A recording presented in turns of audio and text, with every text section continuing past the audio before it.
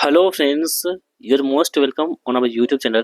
दोस्तों, कैसे हैं आप सभी लोग? उम्मीद करता हूं कि आप सभी लोग बहुत अच्छे होंगे और इन दिनों आप सभी लोग बहुत ही अच्छे ढंग से पढ़ाई कर रहे होंगे। तो दोस्तों, जैसा कि आप सभी को पता है कि ज्ञान बिंदु जीएस एकेडमी द्वारा जो होमवर्क स्टार्ट किया गया है, इसमें दोस्तों आज जो है ना एमसीक्यू टेस्ट को हम देखने वाले हैं। तो इसमें आपके टोटल 100 प्रश्न होंगे जो एमसीक्यू फॉर्मेट में दे रखे हैं। जितने भी आपने अभी तक 1 से लेकर के 9 तक की वीडियो अपलोड किया है ना, हमने जो डे 1 से लेकर के डे 9 तक की वीडियो अपलोड किया है, उसी में से 100 क्वेश्चंस हैं। यानी कि आपका ये एक तौर से कह सकते हैं तो ये आपका रिवीजन टेस्ट होगा। तो इस वीडियो को आपको लास्ट तक देखना है। दोस्तों, इस वीडियो में आपको 100 प्रश्न होंगे जो काफ़ी इंपॉर्टेंट होंगे आपके आने वाले दुर्गा एग्जाम के लिए।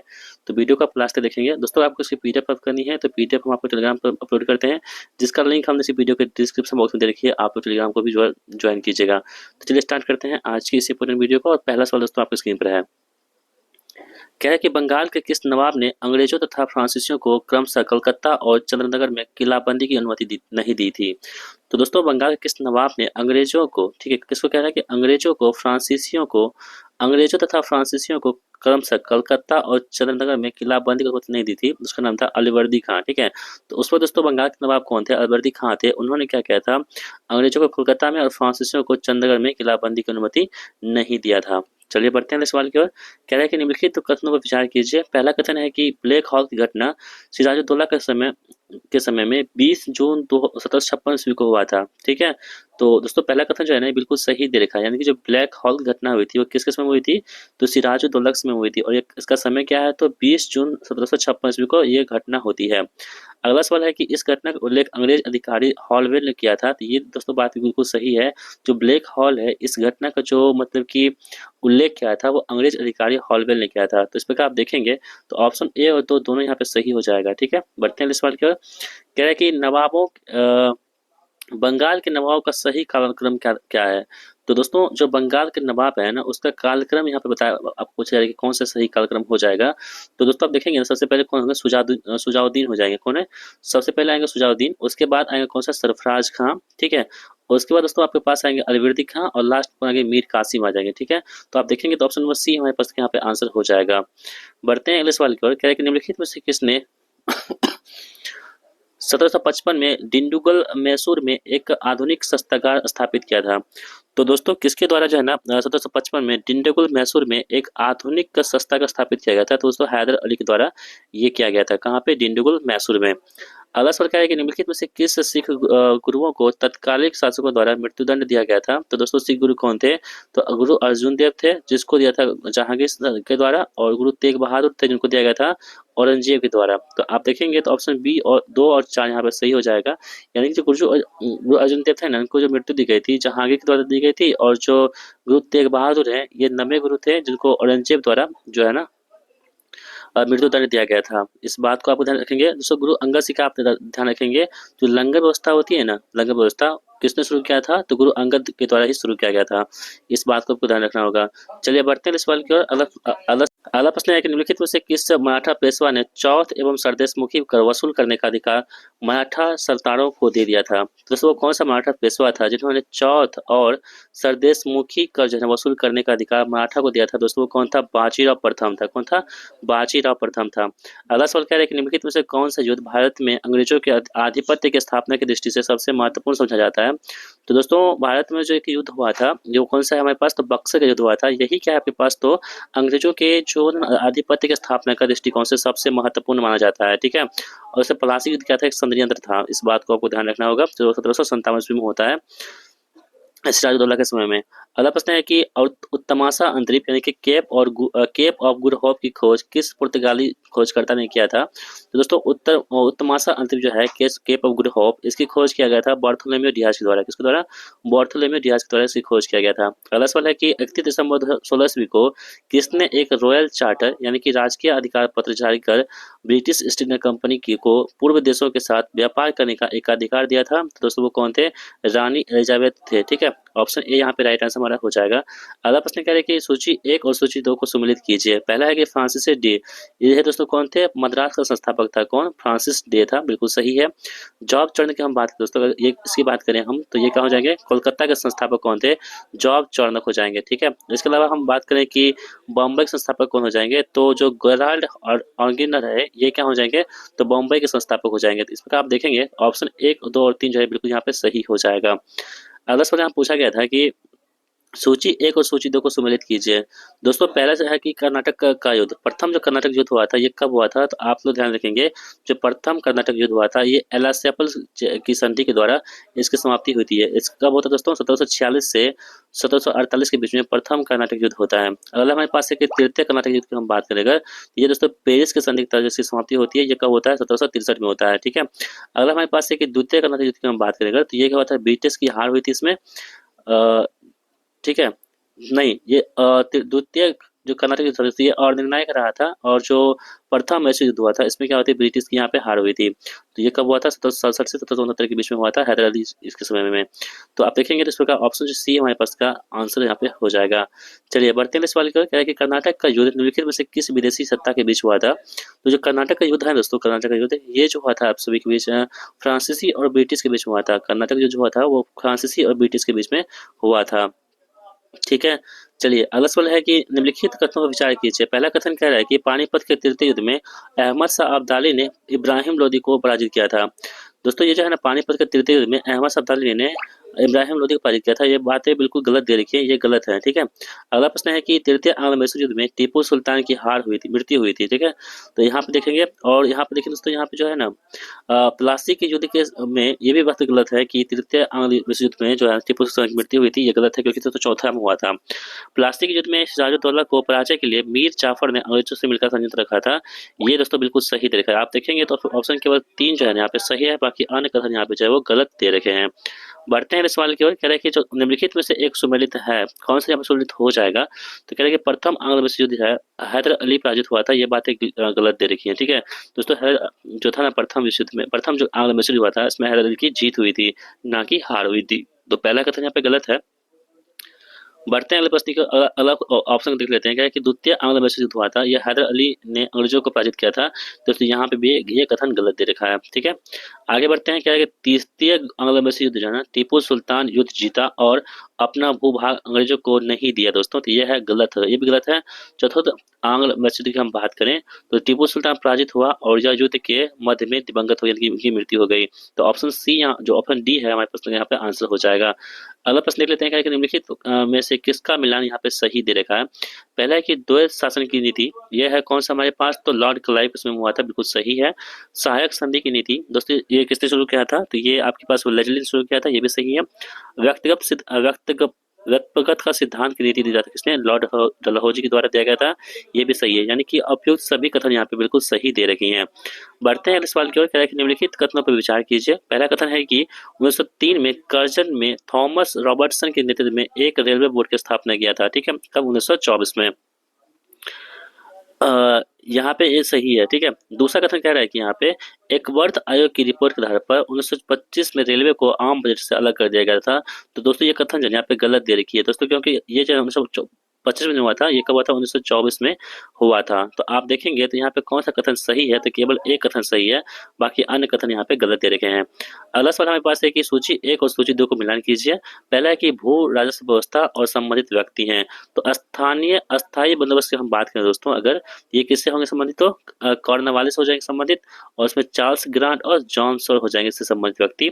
अगला है रेतवाई व्यवस्था की हम बात करेंगे, तो ये कैप्टन रीड और थॉमस मुनरो एल्फिस्टन, यहाँ पे ये भी सही दे रखे हैं। आगे बढ़ते हैं। महावारी व्यवस्था की हम बात करेंगे तो हॉल्ट मैकेंजी और मार्टिन बर्डे, ये दोनों यहाँ पे दोनों व्यक्ति यहाँ पे सम्मिलित हो जाएंगे। तो इस प्रकार आप देखेंगे तो ऑप्शन नंबर ए जो यहाँ पे हमारे प्रश्न का आंसर होगा, बाकी अन्य कथन यहाँ पे जो है सब गलत दे रखे हैं। बढ़ते हैं सवाल की ओर। कह रहे हैं कि ब्रिटिश शासन के समय में अर्थव्यवस्था को खोखला करने यानी कि इकोनॉमिक ड्रेन के सिद्धांत के बारे में पुस्तक किसने लिखा था? तो दोस्तों जो ब्रिटिश शासन काल में जो इकोनॉमिक ड्रेन पुस्तक है, ये सिद्धांत किसने लिखा था? ये लिखा था दादा भाई नौरोजी ने। किसने? दादा भाई नौरोजी ने के द्वारा लिखा गया था। अगला सवाल है कि निम्न में से कौन सा कथन यहाँ पे सही नहीं है? यानी कि 3 कथन यहाँ पे जो है सही होंगे, एक कथन आपको गलत दे रखा है। इसमें आपका काम यही है कि जो गलत दे रखे हैं उसको चूज करना, उसको बाहर निकालना। तो दोस्तों आप देखते हैं हम लोग कह रहे हैं कि क्षेत्रफल में राजस्थान भारत का सबसे बड़ा राज्य है। दोस्तों जो कथन पहला है ये बिल्कुल सही है, यानी कि क्षेत्रफल में जो भारत का सबसे बड़ा राज्य कौन सा है, तो राजस्थान है। ये बातें बिल्कुल सही दे रही हैं।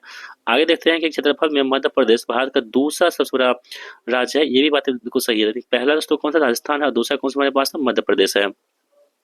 आगे बढ़ते हैं, क्षेत्रफल में महाराष्ट्र है ना भारत का तीसरा सबसे बड़ा राज्य है। दोस्तों ये भी सही इंपॉर्टेंट है, यानी कि पहले स्थान पर राजस्थान आएगा, दूसरे पर मध्य प्रदेश, तीसरे पर कौन आएगा, तो महाराष्ट्र आएगा। ठीक है, और उसमें बिहार की हम बात करें तो किसमें कितने स्थान पर आता है, तो 12वें स्थान पर बिहार यहाँ पे आता है।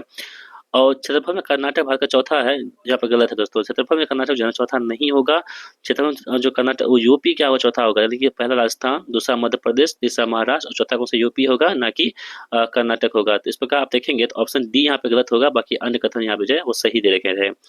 बढ़ते हैं इस सवाल की ओर, कह रहे हैं कि 9 डिग्री चैनल किन किन को अलग करता है। तो दोस्तों जो 9 डिग्री चैनल हमारे पास है, ये अलग करता है आपको कवरती द्वीप को मिनिकॉय द्वीप से। ठीक है, कवरती द्वीप को मिनिकॉय द्वीप से कौन अलग करता है, तो 9 डिग्री चैनल अलग करता है। बाकी आप देखेंगे यहाँ पे तो जो मिनिकॉय द्वीप को मालदीव से अलग कौन करता है, तो 8 डिग्री चैनल जो हमारे पास है वो क्या करता है, आपको मिनिकॉय द्वीप को मालदीव से अलग करता है। आगे हमारे पास है कि अंडमान द्वीप को निकोबार द्वीप से कौन अलग करता है दोस्तों, तो 10 डिग्री चैनल जो होती है हमारे पास, वही क्या करती है, अंडमान द्वीप को निकोबार से अलग करती है। तो आप देखेंगे यहाँ पे ऑप्शन नंबर डी हमारे पास लिखा है, यहाँ पे आंसर हो जाएगा।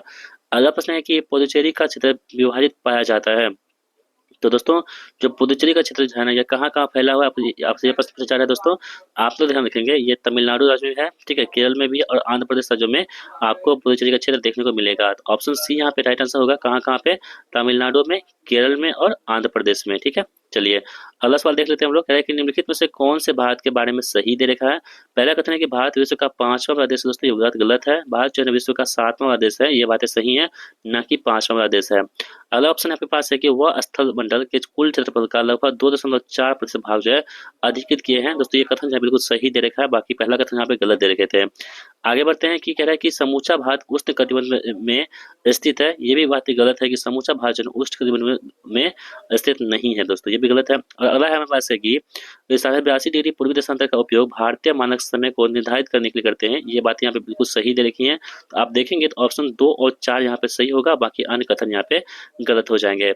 अगला सवाल है कि हमारे पास कि भारत के निम्नलिखित राज्यों के समूह में से कौन सा समूह पाकिस्तान से सीमा बनाता है। दोस्तों तो पाकिस्तान से जो सीमा बनाता है वो कौन सा हमारे पास है, पंजाब हो जाएगा, जम्मू कश्मीर हो जाएगा, राजस्थान हो जाएगा और गुजरात हो जाएगा। ये एक ऐसा समूह है जो पाकिस्तान से क्या करता है, अपनी सीमा को साझा करता है। यानी पाकिस्तान से कौन कौन साझा करता है, गुजरात, राजस्थान, जम्मू कश्मीर और पंजाब साझा करता है। ऑप्शन बी यहाँ पे राइट आंसर हमारा हो जाएगा। अगला सवाल देख लेते हैं हम लोग कि इनमें से कौन सा कथन सही नहीं है। ठीक है दोस्तों, कौन सा कथन यहाँ पे सही नहीं है दे रखा है। यहाँ पे पहला कथन हमारे पास है कि भारत के तटीय भाग में संकरीय मैदान मिलते हैं। ये कथन बिल्कुल यहाँ पे सही दे रखे हैं। भारत के उत्तरी भाग में जलोढ़ मिट्टी मिलती है। दोस्तों ये भी बातें सही दे रखी हैं। आगे हमारे पास है कि हिमालय का पहाड़ी भाग भारत का सबसे पुराना भूखंड है। दोस्तों ये बातें गलत दे रखी हैं। अगला प्रश्न हमारे पास है कि मालवा, पठार, अरावली और विंध्याचल के बीच में स्थित है। ये बातें सही दे रखी हैं। तो गलत कहाँ पे, ऑप्शन नंबर सी में गलत दे रखा है। ठीक है दोस्तों, जो सबसे पुराना भूखंड हमारे पास है कौन सा, अरावली है। ठीक है, अरावली पहाड़ जो है वो क्या है, सबसे पुराना भूखंड यहाँ पे हो जाएगा। इस बात को आपको ध्यान रखना होगा। अगर हम पठार की बात करें तो कौन सा होगा, दक्कन का पठार यहाँ पे क्या होगा, पुरानी हो जाएगी। तो ऑप्शन सी यहाँ पे राइट आंसर होगा, जो गलत दे रखा है। अगला प्रश्न क्या है कि प्रायद्वीपीय भारत का कहा जाता है। दोस्तों प्रायद्वीपीय भारत किसको कहते हैं हम लोग, तो वैसा हिस्सा जो 3 तरफ से जल से घिरा हो, वह एक तरफ से स्थल से घिरा हो, तो इस हिस्से को मैं क्या बोलते हैं, प्रायद्वीपीय भारत कहते हैं, जो ऑप्शन नंबर बी में दे रखा है। तो ऑप्शन बी यहाँ पे हमारे प्रश्न का आंसर होगा। वैसा हिस्सा जो चारों तरफ से जल से घिरा हो उसे क्या बोलते हैं दोस्तों, उसे बोलते हैं द्वीप कहते हैं। क्या बोलते हैं, द्वीप कहते हैं। भारत में कोयला उत्पादन करने वाले भौगोलिकीय समूह किस नाम से जानते हैं। यानी दोस्तों भारत में जो कोयला उत्पादन होता है ना, उसमें जो भौमिकीय समूह होते हैं उस समूह को क्या कहते हैं हम लोग, गोंडवाना समूह कहते हैं। क्या बोलते हैं, गोंडवाना समूह कहते हैं। इस बात को आपको ध्यान रखना होगा, ये भी इंपॉर्टेंट आप सभी के लिए यहाँ पे हो जाएगा। चलिए बढ़ते हैं इस सवाल की ओर। थार मरुस्थल कहाँ स्थित है। दोस्तों थार मरुस्थल की हम बात करें अगर, तो ये कहाँ स्थित है, तो अरावली के पश्चिम में स्थित है। कौन से, थार मरुस्थल। ठीक है, कहाँ पे, अरावली के पश्चिम में स्थित है कौन सा, थार मरुस्थल। निम्न में से कौन सा कथन सही नहीं है यहाँ पे? दोस्तों कह रहा है कि अघिल दर्रा लद्दाख को तिब्बत से जोड़ता है। दोस्तों ये गलत दे रखी है। जो अघिल दर्रा है ना वो लद्दाख से तिब्बत को जोड़ता है। दोस्तों ये गलत है। बाकी दोस्तों जो चांगला काराकोरम है ये क्या करता है, आपको लद्दाख को तिब्बत से जोड़ता है। ये बातें यहाँ पे सही दे रखी हैं। आगे हमारे पास है कि सिपिकला दर्रा जो है ना ये सतलुज गौज से गुजरता है। ये कथन सही दे रखा है। आगे है हमारे पास रोहतांग दर्रा हिमाचल प्रदेश में स्थित है। ये बातें बिल्कुल सही है। और जोजिला दर्रा जो हमारे पास है श्रीनगर को लद्दाख से जोड़ता है। ये भी बातें यहाँ पे सही दे रखी है। यानी आप देखेंगे तो ये तीनों कथन जो है बी सी डी ये सही है, जबकि ऑप्शन ए वाला जो है कथन यहाँ पे गलत दे रखा है।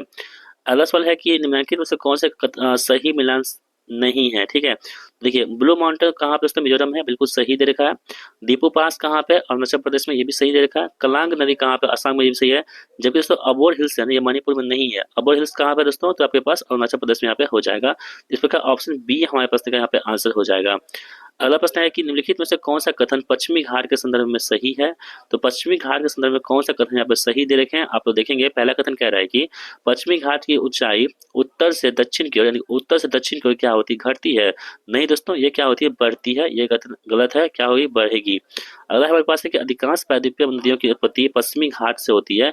ये बातें बिल्कुल सही दे रखी है कि अधिकांश जो प्रायद्वीपीय नदियों की जो उत्पत्ति होती है कहाँ से होती है, पश्चिमी घाट से ही होती है।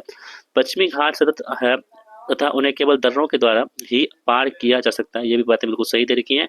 यानी कथन 2 और 3 यहाँ पे सही है, बाकी अन्य कथन यहाँ पे गलत दे रखे हैं। अगला सवाल हमारे पास है कि भारत का एकमात्र सक्रिय ज्वालामुखी द्वीप समूह स्थित है कहाँ पे। दोस्तों वो कौन सा बैरन है, कहाँ पे स्थित है आपके पास, तो भारत का एकमात्र सक्रिय ज्वालामुखी नाम क्या है, बेरन है। कहाँ पे, मध्य अंडमान के पूर्व में स्थित है। कहाँ पे, मध्य अंडमान के पूर्व में स्थित है। कौन सा, बेरन। और हम बात करके भारत का एकमात्र मृत कौन सा होगा, तो नारकोंडम यहाँ पे क्या हो जाएगा, तो मृत ज्वालामुखी यहाँ पे हो जाएगा। ठीक है, चलिए अगला तो जो अघिल वहाँ पे था ना, अघिल वाला वो क्या यहाँ पे हो जाएगा, लद्दाख प्लस जिन सियांग पर जो चाइना का है इसको जोड़ने का काम करता है अघिल। ठीक है, चलिए अगला सवाल आपके पास है कि निम्नलिखित में से किस अधिनियम के द्वारा केंद्र में द्वैत शासन की स्थापना की गई थी। दोस्तों मोस्ट इंपोर्टेंट सवाल आपके पास है, निम्नलिखित में से कौन सा अधिनियम ऐसा था जिसके द्वारा केंद्र में द्वैत शासन की स्थापना की गई थी। तो वो था कौन सा हमारे पास, तो भारत सरकार अधिनियम 1935 के द्वारा जाने केंद्र में द्वैत शासन की स्थापना की गई थी। और दोस्तों प्रांतों को स्वायत्ता मिली थी इसमें, इस बात को भी आपको ध्यान रखना होगा। ये भी आपके लिए इंपोर्टेंट यहाँ पे हो जाएगा। और प्रांतों दोस्तों द्वैत शासन यहाँ पे इस बात को आपको ध्यान रखना, तो 1919 के तहत। अगर आपसे पूछे कि यहाँ पे केंद्र में द्वैत शासन दोस्तों, तो कौन सा होगा हमारे पास, 1935 का अधिनियम था। लेकिन आपसे पूछा जाए कि प्रांतों में द्वैत शासन कब लागू हुआ था, तो भारत सरकार अधिनियम 1919 के द्वारा प्रांतों में लगा था। ठीक है, चलिए और बढ़ते हैं अगले प्रश्न की ओर। कह रहा है कि माउंट बेटन योजना आधार बनी। दोस्तों माउंट बेटन योजना किसका आधार बना था, तो ये था देश के विभाजन का। यानी कि जो आपको माउंट बेटन योजना जो आई थी ना वो कब आई थी, 3 जून 1947 को आया था। इसी के द्वारा जो देश का विभाजन किया गया था भारत और पाकिस्तान के रूप में। अगला सवाल कह रहा है कि पंडित जवाहरलाल नेहरू द्वारा प्रस्तुत उद्देश्य प्रस्ताव को संविधान सभा द्वारा कब स्वीकार किया गया था। तो दोस्तों उद्देश्य प्रस्ताव जो था संविधान सभा में किसने पेश किया था, तो दोस्तों आप ध्यान रखेंगे जो पंडित जवाहरलाल नेहरू द्वारा किया गया था। ठीक है, देश के प्रथम प्रधानमंत्री जी थे। और उन्होंने कब पेश किया था, तो 22 जनवरी 1947 को पंडित जवाहरलाल नेहरू द्वारा उद्देश्य प्रस्ताव को संविधान सभा द्वारा स्वीकार किया गया था। ठीक है, और दोस्तों ये कब लाया गया था, तो 13 दिसंबर 1946 को लाया गया था। और स्वीकार कब किया गया था, तो 22 जनवरी 1947 को इसे स्वीकार किया गया था। अगला प्रश्न आपके पास है कि निम्न में से किसने भारत का संविधान बनाने के लिए संविधान सभा की रचना करने का विचार सर्वप्रथम प्रस्तुत किया था। तो दोस्तों संविधान बनाने की जो रचना है इसका विचार सर्वप्रथम किसने प्रस्तुत किया था, तो वो थे स्वराज दल के द्वारा किया गया था 1895 में। ठीक है, अगर हम बात करें दोस्तों कि भारतीय राष्ट्रीय कांग्रेस की स्थापना कब हुई थी, तो 1885 में स्थापना होती है 28 दिसंबर को। और जो मुस्लिम लीग है उसकी स्थापना कब हुई थी, 1906 में हुई थी। और जो फॉरवर्ड ब्लॉक है इसकी स्थापना कब हुई थी, 1939 में सुभाष चंद्र बोस जी द्वारा हुआ था। ठीक है, इस बात को आपको ध्यान रखना होगा, ये भी इंपॉर्टेंट है। दोस्तों संविधान के लिए पहली बार अनौपचारिक जो मांग की गई थी वो स्वराज दल द्वारा की गई थी। कब, 1895 में तिलक के द्वारा इसकी स्थापना की जाती है। अगला प्रश्न आपके समक्ष है, कह रहा है कि भारतीय संविधान के किस भाग या भागों में आर्थिक न्याय को संविधान का लक्ष्य घोषित किया गया है। देखिए आर्थिक न्याय को संविधान का लक्ष्य घोषित किया गया है किसके द्वारा दोस्तों, आप तो ध्यान रखेंगे वो था आपके पास प्रस्तावना, ये मौलिक अधिकार और नीति निषेध तत्व को। ऑप्शन जो हमारे पास है सी हमारे प्रश्न का आंसर हो जाएगा। ठीक है, चलिए अगला प्रश्न कह रहा है कि भारतीय संविधान द्वारा प्रदत्त मौलिक अधिकारों के स्थगन संबंधी कार्यपालिका के अधिकारों को किस देश के संविधान से लिया गया है? ये कहाँ से? जर्मनी के संविधान से लिया गया है। दोस्तों आपातकाल जो है वो कहाँ से लिया गया है? तो जर्मनी के संविधान से लिया गया है, इस बात को आपको ध्यान रखना होगा। और एकता, बंधुता और न्याय कहाँ से लिया गया है? तो ये फ्रांस के संविधान से अपने देश के संविधान में लिया गया है। ठीक है। और दोस्तों डीपीएसपी जो है ना, डीपीएसपी कहाँ से लिया गया है? तो आयरलैंड के संविधान से अपने देश के संविधान में डीपीएसपी को अडॉप्ट किया गया है। और संविधान संशोधन की बात करें तो दक्षिण अफ्रीका के संविधान से जो है ना संविधान संशोधन को अपने देश में लिया गया है। अगला प्रश्न कह रहा है कि भारतीय संविधान के अंतर्गत संघ और राज्यों के बीच शक्तियों का विभाजन किसकी प्रेरणा पर आधारित है? तो भारतीय संविधान के अंतर्गत संघ और राज्यों के बीच जो है ना शक्तियों का विभाजन जो होती है, ये आपके पास किसके प्रेरणा पर आधारित है? तो कनाडा के प्रेरणा पर आधारित है। और ये संघात्मक व्यवस्था की हम बात करें तो कहाँ से आया था? कनाडा के संविधान से ही लिया गया था। दोस्तों हम फंडामेंटल राइट्स की बात करें, मौलिक अधिकार की बात करें, कहाँ से लिया था? अमेरिका के संविधान से लिया गया है। और फंडामेंटल ड्यूटी की दोस्तों बात करें तो कहाँ से? रसिया से लिया गया है। ठीक है। तो इस बात को आपको ध्यान रखना होगा। चलिए बढ़ते हैं इस सवाल की ओर। कह रहे हैं कि 1947 में विभाजन के बाद संविधान सभा में लगभग कितने सदस्य थे? तो 1947 में विभाजन के बाद संविधान सभा में कितने सदस्य थे? लगभग 299 सदस्य लगभग। ठीक है। दोस्तों संविधान जब बनना था ना उस वक्त कितने थे? 389 सदस्य थे। लेकिन जब संविधान सभा में लगभग कितने सदस्य 1947 के बाद से? तो 299 थे। ठीक है। इस बात को आपको ध्यान रखना होगा। और अंतिम अंतिम में कितने बचे थे? 284 बचे थे। इस बात को आपको ध्यान रखना होगा। बढ़ते हैं सवाल की ओर। कह रहा है कि सांप्रदायिक निर्वाचन वर्ग भारत में पहली बार किस वर्ष में आरंभ किया गया था? तो सांप्रदायिक जो निर्वाचन वर्ग है भारत में पहली बार किस वर्ष में आरंभ किया गया था? तो 1909 में प्रारंभ किया गया था। कब? 1909 में किया गया था। और इसी में मुसलमानों के लिए भी निर्वाचन का अधिकार दिया गया था। इस बात को भी आप ध्यान रखेंगे। बढ़ते हैं सवाल की ओर। भारत को अधिकार क्षेत्र का दर्जा यानी कि डोमिनियन स्टेट किस तारीख को मिला था? तो भारत को जो अधिकार क्षेत्र का दर्जा है यानी कि डोमिनियन स्टेट का दर्जा मिला था, यह 15 अगस्त 1947 को मिला था माउंटबेटन योजना के तहत। ठीक है। चलिए, और जो डोमिनियन स्टेट है इसमें नेहरू रिपोर्ट कब आई थी? 1928 में नेहरू रिपोर्ट आती है। अगला सवाल क्या है कि निम्नलिखित में से कौन सी वो पहला भाषा थी जिसे भारत में शास्त्रीय भाषा का दर्जा प्रदान किया गया था? तो दोस्तों वो कौन सी भाषा थी? तमिल भाषा थी, जिसको भारत में जो है ना पहली शास्त्रीय भाषा के रूप में इसे दर्जा प्रदान किया गया था। इस बात को भी आपको ध्यान रखना होगा, ये भी आपके लिए इंपॉर्टेंट यहाँ पे हो जाएगा। दोस्तों क्लासिकल भाषा की हम बात करें, शास्त्रीय भाषा की बात करें तो भारत में कितने टोटल अभी वर्तमान में 11 हैं। ठीक है। कितने हैं? 11 यहाँ पे हो जाएंगे। अगला प्रश्न यहाँ पे कह रहा है कि रविन्द्रनाथ टैगोर ने किस शास्त्रीय नृत्य को पुनर्जीवित करके उसे केरल के अतिरिक्त बंगाल में भी लोकप्रिय बनाया था? दोस्तों कौन सा था हमारे पास? तो कथकली था। ठीक है। कहाँ से? कथकली था, जो आपके पास केरल में भी है और बंगाल में भी फेमस आपको है। और दोस्तों हम बात करें भरतनाट्यम की, कहाँ पे? तमिलनाडु हो जाएगा भरतनाट्यम। और कथक कहाँ पे? यूपी हो जाएगा। और मोहिनी अट्टम दोस्तों कहाँ पे हो जाएगा? तो केरल से संबंधित हो जाएगा मोहिनी अट्टम। ठीक है। चलिए दोस्तों बढ़ते हैं अगले सवाल की ओर। तो अगला सवाल यहाँ पे क्या कह रहा है देख लेते हैं हम लोग कि यूनेस्को द्वारा जारी विश्व धरोहर सूची में शामिल की गई निम्नलिखित संपत्तियों पर विचार कीजिए। ठीक है। पहला कथन कह रहा है कि शांति निकेतन कह रहे हैं यहाँ पे, और आपके पास रानी की वाव कह रहा है, होयसल के पवित्र मंदिर कह रहे हैं, और जो है बोध गया स्थित महाबोधि मंदिर कह रहा है। कह रहा है कि संपत्तियों में जो 2023 में शामिल किया गया था कौन सा? तो रानी की वाव को जो है ना 2023 में शामिल किया गया था। इस बात का आपको ध्यान रखना होगा। जबकि दोस्तों शांति निकेतन की यहाँ पे बात हो रही है और होयसल की पवित्र मंदिर की यहाँ पे बात हो रही है। चलिए, और यहाँ पे दोस्तों हम बात करें कि जो यूनेस्को की 39वां जो संपत्ति है वो कौन सी है? रामप्पा मंदिर हो जाएगी, 40वां धोलावीरा हो जाएगी, 41वां शांति निकेतन हो जाएगा, और 42वां होयसल हो जाएगा, और 43वां कौन सा हो जाएगा? तो मोहितम असम का हो जाएगा। वर्तमान में कितने हैं? 43 हैं। इस बात को आपको ध्यान रखना होगा। चलिए बढ़ते हैं सवाल की ओर। कह रहे हैं कि निम्नलिखित में से यूनेस्को द्वारा अनुमोदित विश्व धरोहर स्थल की पहचान कीजिए। वो कौन सा हो जाएगा हमारे पास? तो खजुराहो मंदिर का समूह हो जाएगा। कहाँ पे? मध्य प्रदेश में यहाँ पे स्थित है। अगर दोस्तों हम बात करें कि सोमनाथ मंदिर का, तो ये कहाँ पड़ता है आपके पास? गुजरात में पड़ता है। और जो सलाहगंज संग्रहालय है दोस्तों, ये कहाँ पे आपके पास है? तो आंध्र प्रदेश और तेलंगाना में आपको सलाहगंज संग्रहालय देखने को मिल जाएगा। और चार बाग रेलवे स्टेशन कहाँ पे है? तो उत्तर प्रदेश में चार बाग रेलवे स्टेशन आपको दिखेगा। चलिए अगला सवाल देख लेते हैं। कह रहे हैं कि निम्नलिखित में से कौन से संरक्षित क्षेत्र कावेरी बेसिन में स्थित है? तो दोस्तों जो संरक्षित क्षेत्र हमारे पास है, पहला हमारे पास कौन सा है? तो आप देखेंगे तो जो नागरहोल राष्ट्रीय उद्यान है जो कहाँ पड़ता है? कर्नाटक में स्थित है, ये आपके हैं। इसके अलावा आप देखेंगे तो तीसरा नंबर का सत्यमंगलम टाइगर रिजर्व कहाँ पे? तमिलनाडु में, ये भी है। और चौथा हमारे पास है कि वायनाड वन्य जीव अभयारण्य यानी कि केरल में स्थित है, ये भी है। इस प्रकार आप देखेंगे तो ऑप्शन सी हमारे पास यहाँ पे आंसर हो जाएगा। अगला प्रश्न यहाँ पे क्या रहेगी, जो यदि हम पापीकोंडा की बात करें तो पापीकोंडा राष्ट्रीय उद्यान कहाँ पे होगा? आंध्र प्रदेश में हो जाएगा। कौन सा? पापीकोंडा। अगला सवाल है कि निम्नलिखित टाइगर रिजर्व में से किसमें क्रिटिकल टाइगर हैबिटेट के अंतर्गत सबसे बड़ा क्षेत्र है, वो कौन सा होगा? नागार्जुन श्रीशैलम हो जाएगा। ठीक है, कहाँ पे? नागार्जुन श्रीशैलम में हो जाएगा, जो क्रिटिकल टाइगर हैबिटेट से सबसे बड़ा क्षेत्र यहाँ पर हो जाएगा। ठीक है, चलिए अगला प्रश्न है कि रणथंभौर कहाँ पर होगा? राजस्थान में हो जाएगा रणथंभौर, और जो सुंदरबन है कहाँ पे? वेस्ट बंगाल में आपको हो जाएगा।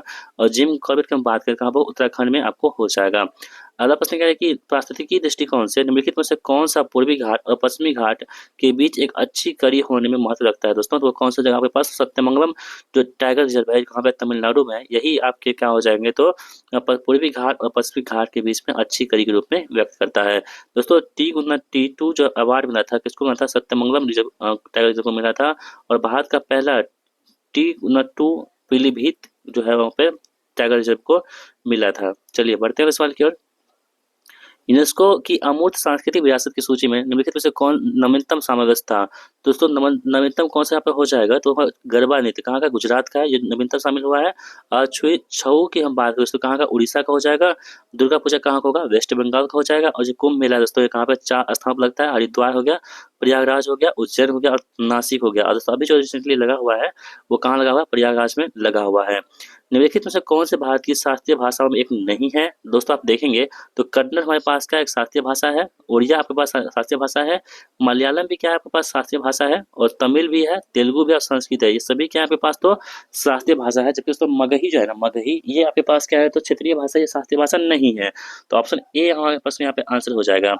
अगला प्रश्न क्या है कि निम्नलिखित कथनों में विचार कीजिए। पहला कथन क्या है कि अंतर्राष्ट्रीय खगोलीय संघ यानी कि IAU ने चंद्रयान-3 के लैंडिंग स्थल हेतु स्टेशन शिव शक्ति के नाम को मंजूरी प्रदान की है। और दूसरा कथन क्या रहा है यहाँ पे कि प्रधानमंत्री ने चंद्रयान-2 दुर्घटना स्थल का नाम तिरंगा पॉइंट रखा था। तो आप देखेंगे इस बात को, जो असत्य कथन यहाँ पे कौन सा हो जाएगा? तो दोनों कथन यहाँ पे सही दे रखे हैं, इसलिए कथन जो होगा ऑप्शन डी होगा, यानी कि ना ही एक और ना ही दो कथन जो यहाँ पे असत्य है, बल्कि दोस्तों दोनों कथन यहाँ पे बिल्कुल सही दे रखे हैं। इस बात को आपको ध्यान रखिएगा। अगला प्रश्न यहाँ पे कहते हैं कि निम्नलिखित जोड़ियों पर विचार कीजिए। संचालन है और उद्देश्य है। ठीक है, देखिए जो ऑपरेशन दोस्त है दोस्तों, ये तुर्की और सीरिया के लिए चलाया गया था ऑपरेशन दोस्त को। ठीक है, और हम बात करें इसके अलावा जो ऑपरेशन गंगा है ना, ये किससे सम्मिलित हो जाएगा आपके पास? तो ऑपरेशन गंगा हो जाएगा आपके पास तो रूसी आक्रमण के दौरान यूक्रेन से भारतीय नागरिकों को मुख्य रूप से बाहर छात्रों को एयरलिफ्ट करना, वो कौन सा ऑपरेशन गंगा के तहत किया गया था। और ऑपरेशन इंद्रावती की हम बात करेंगे तो हैती से भारतीय नागरिकों को निकालने के लिए जो है ना ऑपरेशन इंद्रावती की शुरुआत की गई थी। इस बात को भी आपको ध्यान रखना होगा। ऑप्शन सी हमारे पास यहाँ पर आंसर हो जाएगा। मिशन दिव्यास्त्र के संदर्भ में कौन सा कथन यहाँ पे सही दे रखे हैं? तो पहला कथन यहाँ पे कह रहा है कि DRDO ने 9 मार्च 2024 को MRV तकनीक के साथ स्वदेशी रूप से विकसित अग्नि 5 मिसाइल का पहला सफल उड़ान प्रशिक्षण किया। दोस्तों ये कथन जो है बिल्कुल सही दे रखे हैं। अगला है कि मिशन जो दिव्यास्त्र नामक उड़ान परीक्षण उड़ीसा के डॉक्टर APJ अब्दुल कलाम के रूप से किया गया था। ये भी कथन बिल्कुल सही दे रखे हैं। यानी आप देखेंगे ऑप्शन जो हमारे पास सी है ना, दोनों कथन यहाँ पे सही दे रखे हैं। ठीक है, दोस्तों हम बात करें DRDO की स्थापना कब हुई थी? 1958 में होती है, और उसके जो वर्तमान उसके हेडक्वार्टर कहाँ पे? न्यू दिल्ली में स्थित है। वर्तमान उसके हेड कौन है? समीर बी कामत आगे हो जाएंगे। ठीक है, दोस्तों जो APJ अब्दुल कलाम है इसका पुराना नाम क्या था? तो व्हीलर दुबे इसका पुराना नाम था। इस बात को भी आपको ध्यान रखना होगा। चलिए बढ़ते हैं इस सवाल की ओर। क्या है कि निम्न कथनों पर विचार कीजिए। भारत नवीकरणीय ऊर्जा स्थापित क्षमता में विश्व में 5वें स्थान पर है। तो दोस्तों ये कथन है ना, बिल्कुल यहाँ जो है कथन पहला गलत दे रखा है। यानी कि भारतीय नवीकरणीय ऊर्जा स्थापित क्षमता में विश्व में 5वें स्थान पर नहीं दोस्तों, किस स्थान पर? चौथे स्थान पर है। अगला कथन है कि भारत पवन ऊर्जा क्षमता में चौथा तथा सौर ऊर्जा क्षमता में 5वें स्थान पर है। ये बातें बिल्कुल सही दे रही है। यानी कि जो पवन ऊर्जा में भारत जो है ना चौथे स्थान पर है, और सौर ऊर्जा में दोस्तों भारत जो है 5वें स्थान पर है। ऑप्शन बी यहाँ पे राइट आंसर हमारा हो जाएगा। चाबहार बंदरगाह के बाद किस बंदरगाह को कार्यान्वित करने के बाद विदेश मंत्रालय ने हाल ही में मंजूरी दे दी है? दोस्तों कौन सा? सितवे बंदरगाह को हाल ही में विदेश मंत्रालय द्वारा मंजूरी दे दी गई है। ठीक है, दोस्तों चाबहार बंदरगाह की हम बात करेंगे तो ये आपके पास भारत द्वारा निर्मित ईरान में है। कौन सा? चाबहार बंदरगाह कौन बनाया है? तो भारत बनाया है। कहाँ पे? ईरान में बनाया गया है। ठीक है, इसकी स्पीड दोस्तों कितनी है? तो जो सिल्वे दोस्तों बंदरगाह है इसकी स्पीड कितनी हो जाएगी? तो दोस्तों आप देखेंगे किसकी स्पीड? ब्रह्मोस सुपरसोनिक की स्पीड। ठीक है, आगे हम देखते हैं। हाल ही में किस देश ने भारत से ब्रह्मोस सुपरसोनिक मिसाइलें प्राप्त करना शुरू किया है दोस्तों, वो कहाँ से? फिलीपींस से किया है। कहाँ से? फिलीपींस से। हाल ही में किस देश ने भारत से नहीं, भारत ने क्या किया? फिलीपींस को जो है ना सुपर ब्रह्मोस सुपरसोनिक जो है ना मिसाइल प्राप्त देना शुरू कर दिया है। तो किसको दिया है? फिलीपींस को। दोस्तों हम बात करेंगे ब्रह्मोस की, तो दोस्तों भारत और रूस के सहयोग से बनाया जा रहा है और इसकी स्पीड कितनी हो जाएगी? 350 किलोमीटर जो है इसकी स्पीड यहाँ पे हो जाएगी। अगला प्रश्न दोस्तों क्या कह रहा है कि हाल ही में खबरों में रहा डस्टलिक संयुक्त सैन्य अभ्यास किन दो देशों के बीच में आयोजित किया गया? दोस्तों आपके पास जो है डस्टलिक जो है डस्टलिक, ये जो है आपके पास तो भारत और उज्बेकिस्तान के बीच में क्या होता है? डस्टलिक जो है संयुक्त अभ्यास को मिलिट्री एक्सरसाइज को कंडक्ट कराया जाता है। हाल ही में भारत ने फिलीपींस को ब्रह्मोस क्रूज मिसाइल की पहली खेप सौंपी है। ब्रह्मोस मिसाइल के संदर्भ में निम्नलिखित कथनों पर विचार कीजिए और क्या है, कौन सा कथन यहाँ पे सही दे रखा है? ठीक है, पहला कथन है कि ब्रह्मोस भारत और फ्रांस के बीच में, अभी आपको 10 बताए थे। ब्रह्मोस दोस्तों यानी भारत और रूस के बीच में होता है, ना कि फ्रांस के बीच में। तो पहला कथन यहाँ पे गलत दे रखा है। आगे बढ़ते हैं। यह 3 चरणों वाली सुपरसोनिक क्रूज मिसाइल है, ये भी दोस्तों गलत है। ये 3 चरण नहीं है इसमें। कितने चरण है इसमें? 2 चरण है। ठीक है, अगला है कि भारत ने इसकी रेंज 450 किलोमीटर और 700 किलोमीटर तक बढ़ाने का निर्णय लिया दोस्तों। ये गलत दे रखी है। ये 350 किलोमीटर से लेकर के 1500 किलोमीटर जो है इसे बढ़ाने का निर्णय लिया गया है। तो आप देखेंगे इस प्रकार, तो सभी कथन यहाँ पे जो है गलत दे रखे हैं। तो ऑप्शन डी यहाँ पे हमारे प्रश्न का आंसर हो जाएगा। अगला प्रश्न है कि कौन से भारतीय बंदरगाह हाल ही में कार्गो वॉल्यूम के मामले में देश का सबसे बड़ा बंदरगाह बन गया है? दोस्तों कौन सा? पारादीप जो पोर्ट है, कहाँ पे? उड़ीसा में पड़ता है। यही क्या है? सबसे बड़ा जो बंदरगाह बन चुका है वर्तमान में। ठीक है दोस्तों, अगर बात करें कि सबसे गहरा बंदरगाह कौन है भारत का, तो विशाखापट्टनम जो है ना सबसे गहरा बंदरगाह यहाँ पे हो जाएगा। ठीक है, और मुंबई पोस्ट कहाँ पे दोस्तों? महाराष्ट्र में आपको हो जाएंगे। और कोचिन पोर्ट कहाँ पे हो जाएंगे? आपके पास केरल में हो जाएंगे, जो अरब सागर की राजधानी कहलाती है कोचिन पोर्ट। ठीक है, चलिए अगला प्रश्न है कि विश्व प्रेस स्वतंत्रता सूचकांक 2024 के संदर्भ में निम्नलिखित कथनों में विचार कीजिए। ठीक है, तो हम कथन को देख लेते हैं यहाँ पे। पहला है भारत जो 180 देशों में 159 स्थान पे है। यानी जो प्रेस स्वतंत्रता सूचकांक है दोस्तों, इसमें जो भारत है ना 180 देशों में कितने स्थान पर है? 159वें स्थान पर है। ठीक है, पहला कथन यहाँ पर सही दे रखा है। दूसरा कथन कह रहा है कि इस रिपोर्ट्स विदाउट बॉर्डर्स द्वारा, यानी कि इसे जो है ना, यानी कि जो हमारे पास होती है कौन सा ये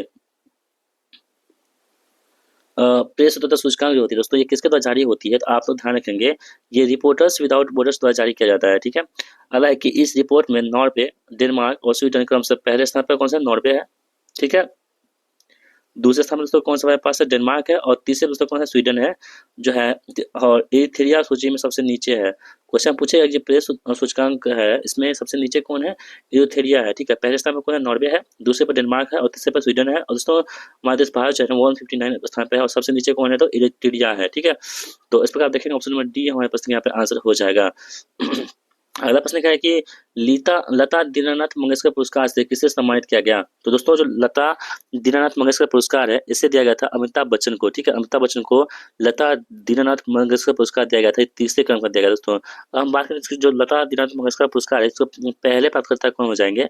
तो नरेंद्र मोदी जो हो जाएंगे पहले प्राप्तकर्ता हो जाएंगे। दूसरे कौन हो जाएंगे? तो आशा भोसले जी जो है वो दूसरे हो जाएंगे। और तीसरे कौन हो जाएंगे? अमिताभ बच्चन जी है वो तीसरे क्रम पे हो जाएंगे।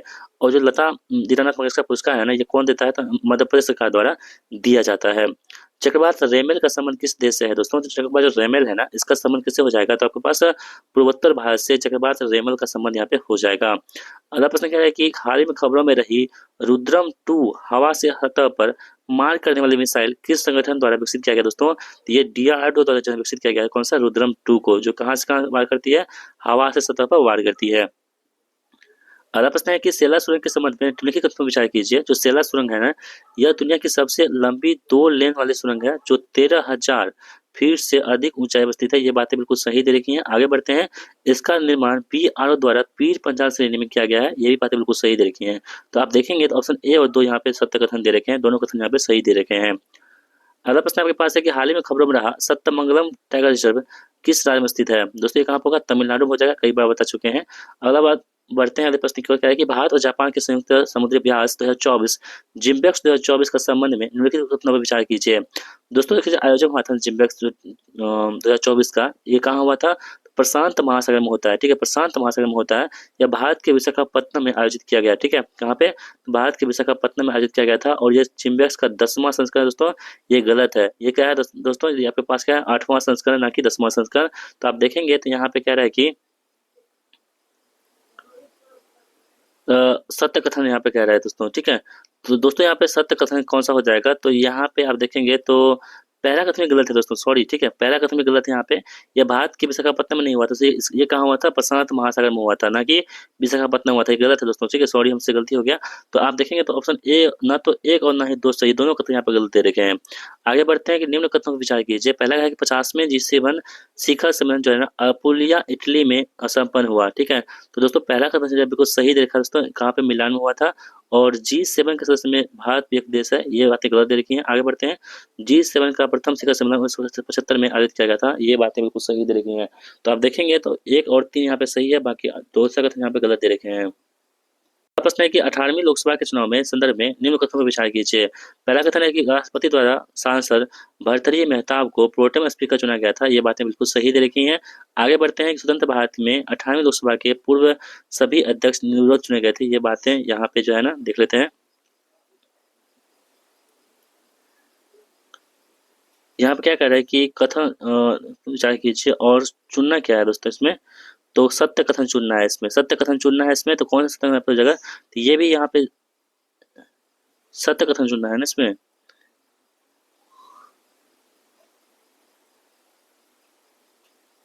तो यहाँ पे कह रहा है कि राष्ट्रपति प्रोटेम स्पीकर नियुक्त किया गया था, और आपके पास है कौन सा, ओम बिरला को 2 बार लोकसभा अध्यक्ष निर्वाचित होने की वाले 6ठे सदस्य हैं, ये कथन सही है।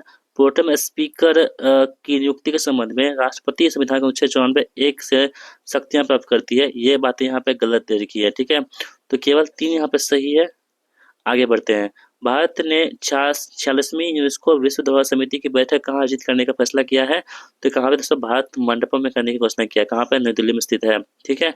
अगला प्रश्न है कि 27 जुलाई 9 अगस्त 2024 के बीच आयोजित अभ्यास खान क्वेस्ट के संबंध में निम्नलिखित कथनों पर विचार कीजिए। तो पहला कथन है कि यह भारत और मंगोलिया के बीच में द्विपक्षीय अभ्यास होता है दोस्तों, तो ये भारत और मंगोलिया के बीच में होता है, लेकिन दूसरी क्या है, बहुपक्षीय अभ्यास है।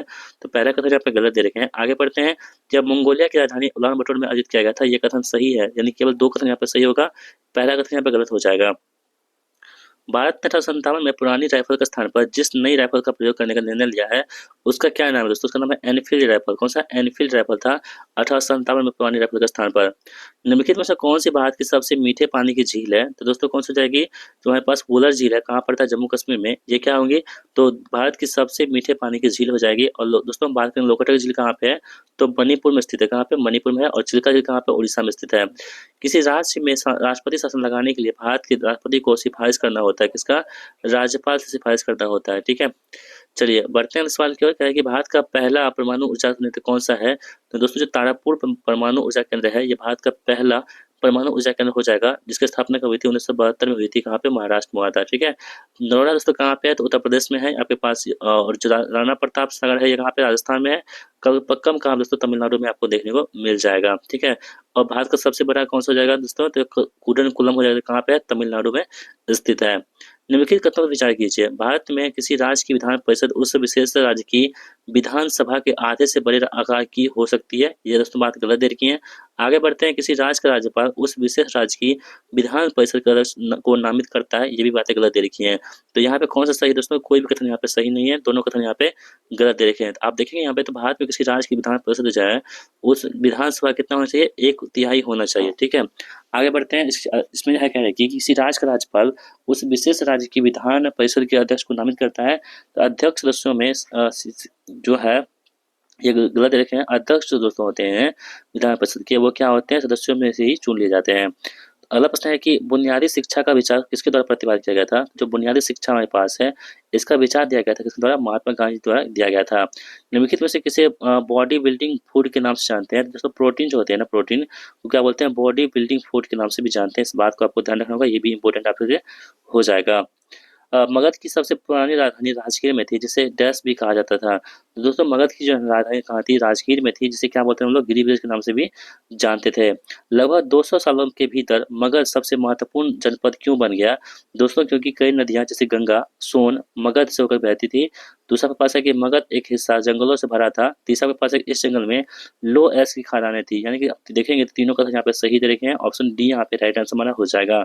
किस संवैधानिक संशोधन द्वारा 12वीं अनुसूची को भारतीय संविधान में सम्मिलित किया गया है दोस्तों, तो जो 74वां संविधान संशोधन हुआ था, इसी के तहत जो है 12वीं अनुसूची को इसमें शामिल किया गया था। पंचायतों में अनुसूचित जाति और अनुसूचित जनजातियों के को स्थान आरक्षण का प्रावधान निम्न में से किस अनुच्छेद में है? तो दोस्तों अनुच्छेद कौन सा होगा? 243 के डी में आरक्षण का जो है ना बात कही गई है। ठीक है। और दोस्तों हम बात करें कि पंचायत की सभा की बात करें तो 243 के ए में सभा है और सी में दोस्तों क्या है? संरचना की बातें की गई है और डी बी में क्या है? तो पंचायत का गठन की बातें यहाँ पे की गई है। फरवरी 2020 में नए प्रमुख बंदरगाह के स्थल के रूप में निम्नलिखित में से किस स्थान को सैद्धांतिक रूप से अनुमोदित किया गया था? दोस्तों कौन सा? बधावन को अनुमोदित किया गया था। मध्य प्रदेश के पन्ना जिले में हीरे किस प्रकार की चट्टानों से प्राप्त होते हैं? तो पन्ना जिले में जो हीरे मिलते हैं वो कुडप्पा चट्टानें होती है। कौन सी? कुडप्पा नाम की चट्टानें होती हैं। ठीक है। और दोस्तों धारवा चट्टान से क्या मिलती है? खनिज मिलता है। ठीक है। और आर्कियन चट्टानें होती है, कहा तो पुरानी चट्टानें मानी जाती है। और जो गोंडवाना दोस्तों है आपके पास क्या है? तो आपके पास कोयला के लिए क्या यहाँ पे हो जाएंगे? कोयला हो जाएंगे नवीनतम। भारत में कोयला भंडार के संबंध में निम्नलिखित कथनों पर विचार कीजिए। भोरा कोयला तमिलनाडु, गुजरात और पुडुचेरी के तटीय क्षेत्रों में पाया जाता है। ये बातें बिल्कुल सही दे रखी हैं। आगे बढ़ते हैं। भारत में लगभग 80% कोयला जो है भंडार बिटुमिनस और नॉन कोकिंग ग्रेड के हैं। तो देखिए दोस्तों आपको कौन सा कथन सही होगा? तो दोनों कथन यहाँ पे सही दे रखे हैं। ठीक है। चलिए अगला क्वेश्चन है कि बुद्ध के जीवन से जुड़ी घटनाओं के जुड़े प्रतीक में से स्तूप किसका प्रतीक है? दोस्तों स्तूप होगा किसका? मृत्यु का प्रतीक होता है। कौन सा? स्तूप। ठीक है। स्तूप क्या है? तो मृत्यु का प्रतीक यहाँ पे हो जाएगा। प्रधानमंत्री जन आरोग्य योजना के लाभ निम्नलिखित में से कौन से यहाँ पे हो जाएंगे? ठीक है। तो पहला लाभ यहाँ पे कह रहा है कि आवश्यक होने पर सभी लोग एवं सूचीबद्ध किए गए निजी अस्पतालों में निःशुल्क चिकित्सा का उपलब्ध करना। ये कथन सही दे रखे हैं। आगे बढ़ते हैं। गुणवत्तापूर्ण स्वास्थ्य अनुरक्षण सेवाओं तक नकदी रहित और कागज रहित अभियान चलाना। ये भी सही तरीके हैं। प्रत्येक वर्ष प्रत्येक परिवार को सरकार की ओर से 5 लाख रुपए का स्वास्थ्य बीमा उपलब्ध कराया जाएगा। ये भी बातें सही दे रखी हैं। ठीक है। तो आप देखेंगे कथन 1, 2 और 3 यहाँ पे सही दे रखी है, बाकी अन्य कथन यहाँ पे गलत दे रखे हैं। अगला प्रश्न यहाँ पे क्या है कि निम्नलिखित कथनों पर विचार कीजिए। कोशिका सजीवों की रचनात्मक और क्रियात्मक इकाई है। बिल्कुल सही दे रखी है। कोशिका के अभाव में सजीव के शरीर का निर्माण संभव नहीं है। ये भी सही है दोस्तों। यानी कथन 1 और 2 यहाँ पे दोनों कथन यहाँ पे सही दे रखे हैं। निम्नलिखित कथनों पर विचार कीजिए। माइटोकॉन्ड्रिया कोशिका में पाए जाने वाले सबसे बड़े अंगक होते हैं। ये बातें बिल्कुल सही है। हरित लवक को कोशिका रसोई घर कहते हैं। ये भी सही है। गोल्जिकाय को कोशिका के अणुओं की ट्रैफिक कंट्रोलर कहते हैं। ये भी सही है। आप देखेंगे सभी कथन यहाँ पे सही दे रखे हैं। निम्नलिखित में से कौन सा विकल्प सही सुमेलित नहीं है? पहला कथन आपके पास है कि कोशिका का पावर हाउस किसे कहते हैं? माइटोकॉन्ड्रिया कहते हैं। सबसे बड़ा अंग कौन सा होगा? लवक होगा। आत्महत्या की थैली किसे कहते हैं? लाइसोसोम कहते हैं। ये भी सही है। लेकिन उसमें पैलेट कण जो होते हैं वो राइबोसोम को कहते हैं, ना कि सिप्रोसोम को कहते हैं। ऑप्शन डी यहाँ पे राइट आंसर हमारा हो जाएगा। डीएनए द्विहेलिक्स प्रारूप को पहली बार किसने प्रस्तावित किया था? तो डीएनए का जो डबल हेलिक्स मॉडल है दोस्तों, इसको सबसे पहले किसने प्रस्तावित किया था? तो वाटसन और क्रिक ने किया था। किसने? वाटसन और क्रिक ने किया था। लेक्राइमल ग्रंथि का स्राव करती है। दोस्तों लेक्राइमल ग्रंथि है ना, ये आंखों से स्राव होती है लेक्राइमल ग्रंथि। और जो पसीना होती है जिससे कहाँ से निकलती है? श्वेत ग्रंथि से क्या होती है? पसीना निकलती है। पीलिया यानी जॉन्डिस का या हेपेटाइटिस रोग में शरीर के कौन सा अंग प्रभावित होते हैं? तो दोस्तों क्या होते हैं? यकृत जो है यहाँ पे प्रभावित होते हैं। ठीक है। जो शरीर का सबसे बड़ा अंग होता है कौन सा? यकृत। परमाणु में इलेक्ट्रॉन के अस्तित्व का पता किसने लगाया अथवा इलेक्ट्रॉन की खोज किसके द्वारा हुआ था? तो दोस्तों इलेक्ट्रॉन की जो खोज हुआ था ना, वो जे थॉमसन द्वारा इलेक्ट्रॉन की खोज यहाँ पे हो जाता है। रक्त परिसंचरण क्षेत्र में रक्त के थक्के की स्थिति का पता लगाने के लिए किस संस्थान का उपयोग करते हैं? तो सोडियम 24 का जो है ना यहाँ पे प्रयोग करते हैं। निम्न में से किस में रासायनिक अभिक्रिया संपन्न हो रहा है? देखेंगे दूध का खट्टा होना ये रासायनिक अभिक्रिया है। मानव शरीर में भोजन का पचना, ये भी क्या आपके पास रासायनिक जो है आपके पास अभिक्रिया हो जाएंगे। और दोस्तों आप देखेंगे ना जल का उबलना ये भौतिक है। ठीक है। कौन सा? भौतिक है। तो यहाँ पे क्या रासायनिक कौन सा यहाँ पे हो जाएगा? तो आप देखेंगे ईंधन का जलना ये क्या रासायनिक होगा।